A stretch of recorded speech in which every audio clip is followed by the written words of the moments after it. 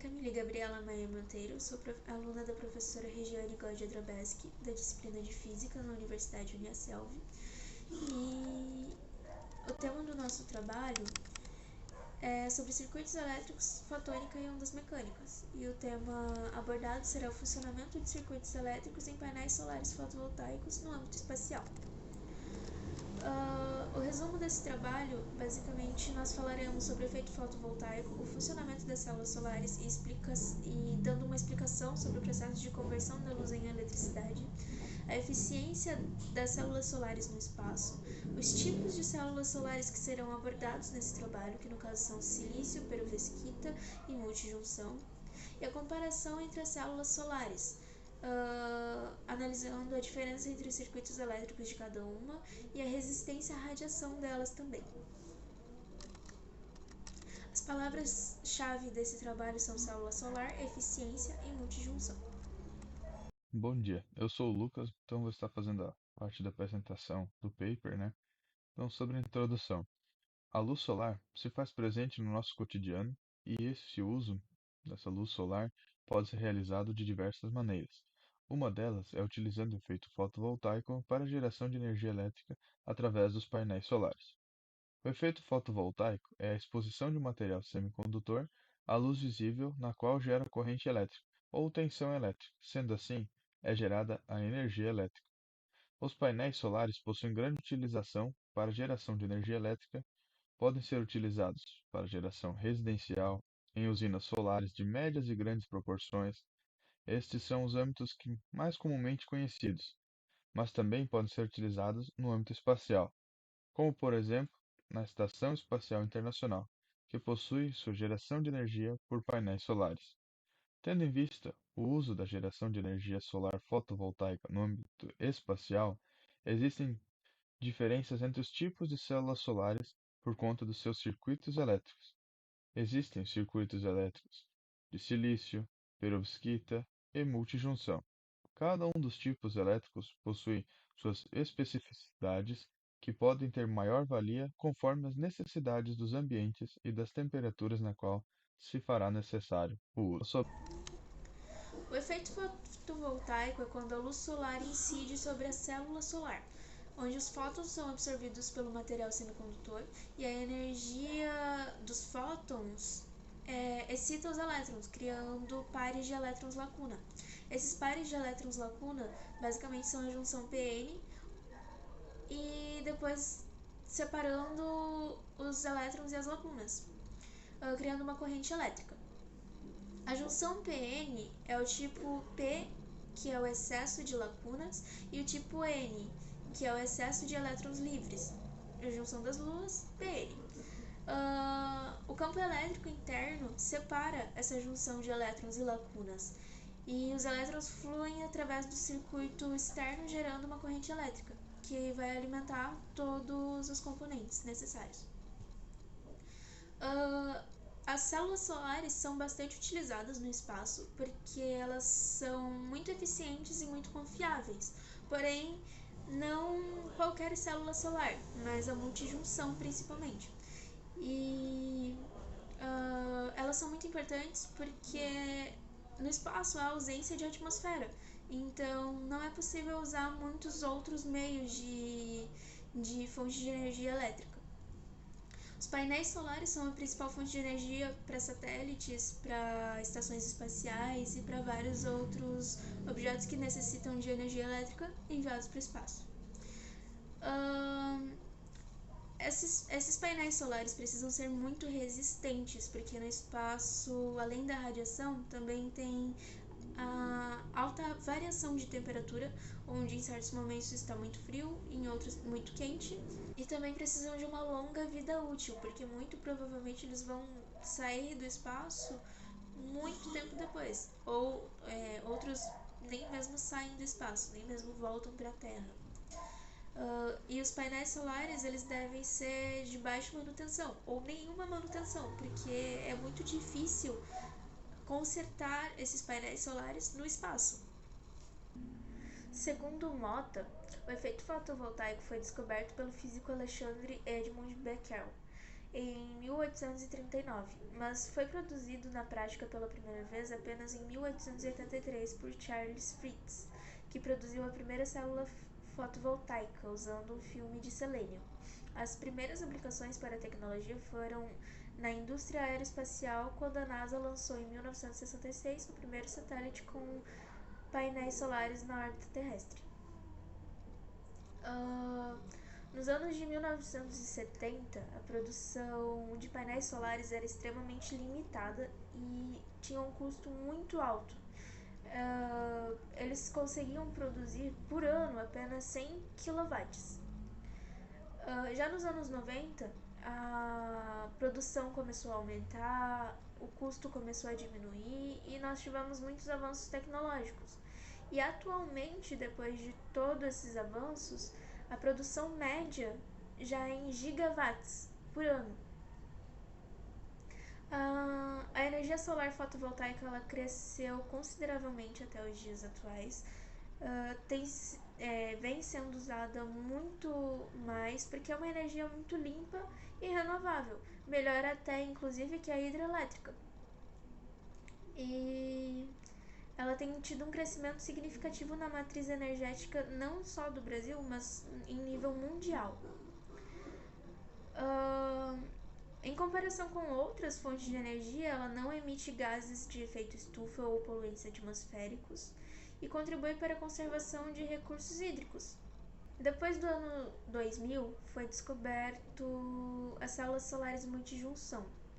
Essas células solares, elas entram nos elementos dos grupos 3 e 5 na fabricação. E elas são mais eficientes e têm uma durabilidade muito superior, com uma menor necessidade de manutenção, o que é excelente para o espaço. Como é possível ver na imagem ao lado, a célula solar multijunção ela é dividida em várias camadas. Cada camada dessa converte a energia solar de forma diferente. No início, ela é revestida com um antirreflexo, que no caso é como se fosse um vidro. Depois tem o contato. O contato é ligado à célula superior. A célula superior é ligada à célula do meio através de um túnel largo de band gap. E o túnel do meio ele é conectado à junção de túnel e assim por diante. Segundo Vertucci, Romano, Brunetti e Jacob de Carlo, de Angelo e Simonelli, entre os potenciais candidatos neste campo, materiais de baixa dimensão, materiais como grafeno e compostos 2D relacionados representam uma ampla biblioteca de possibilidades. Devido à sintonizabilidade de suas propriedades por meio de funcionalização, doping e outras estratégias, sua leveza, a possibilidade de realizar dispositivos e a abundância na crosta terrestre das matérias-primas normalmente usadas para sua riqueza. Ou seja, na sua produção ela não é tão poluente, ela ainda consegue ser muito resistente apesar de ser muito leve e ela aguenta um nível de radiação bem grande. Nessa figura nós temos um resumo das resistências à radiação das células multijunção, das células de silício e das células de perovskita. As células de perovskita e as células de silício são comumente usadas na Terra, onde elas não sofrem nenhum nível de radiação, não são expostas a nenhum nível de radiação e também não exigem tanto cuidado. Já a célula multijunção, ela acaba vencendo as demais porque ela é feita especialmente para o espaço, tanto que ela mal consegue ser usada na Terra porque ela é realizada para largas escalas de energia, para necessidade de largas escalas de energia, e ela também é muito cara. Sobre a metodologia, o trabalho foi pautado nos métodos de pesquisa bibliográfica e pesquisa documental. A pesquisa bibliográfica é aquela que é realizada através de registros disponíveis, decorrente de pesquisas anteriores em documentos impressos, sejam eles livros, artigos, teses. Também utiliza-se de dados, categorias teóricas já trabalhadas por outros pesquisadores e devidamente registrados. Na pesquisa, né, apresenta dados qualitativos, que nessa metodologia os dados recolhidos são designados por qualitativos, o que significa ricos em pormenores descritivos relativamente a pessoas, locais e conversas, e de complexo tratamento estatístico. Esses dados apresentam a importância de se analisar os tipos de circuitos elétricos em painéis solares utilizados no espaço. Nesse estudo foram utilizadas pesquisas bibliográficas em plataformas como Google Acadêmico, sites e livros. Como descritores, foram usados os seguintes termos: energia solar, efeito fotovoltaico, circuito elétrico, energia elétrica no espaço. Em resultados e discussões, nós vamos analisar os resultados da figura 2, apresentada na fundamentação teórica, onde as células de silício apresentaram uma eficiência inicial de 16,9%, porém ela decaiu consideravelmente, levando em consideração que depois da radiação ela chegou em 10,8%, ou seja, o decaimento foi bem longo. As células de perovskita tiveram uma eficiência inicial de 12,1% a 21%, e a sua eficiência após a radiação chegou a 3,4%, apesar de ter chegado também em 20,8%. Porém, isso também não é muito eficiente para o espaço. Já as células multijunção tiveram uma eficiência inicial de 29 a 32%, muito superior que as de perovskita e silício. E depois da radiação, elas desceram até 20% a 28%. Então, em comparação, elas desceram muito menos. No caso, elas regrediram muito menos que as demais. Nessa tabela, nós mostramos os resultados dos cálculos da queda de eficiência em cada célula. A tabela está em ordem da menor para maior. No caso, quem está em primeiro lugar são as células multijunção. Elas demonstraram uma menor queda de eficiência, consequentemente demonstrando ser melhores. As conclusões do nosso trabalho, que tendo em vista a grande valia que a energia elétrica possui, é de suma importância analisar diversas maneiras possíveis de geração de energia elétrica. Uma delas, a geração de energia elétrica fazendo uso da luz solar, utilizando efeito voltaico. Em observância na utilização da luz solar para gerar energia, foi realizada análise da geração em ambientes diferentes do nosso uso comum, a geração de energia elétrica no espaço.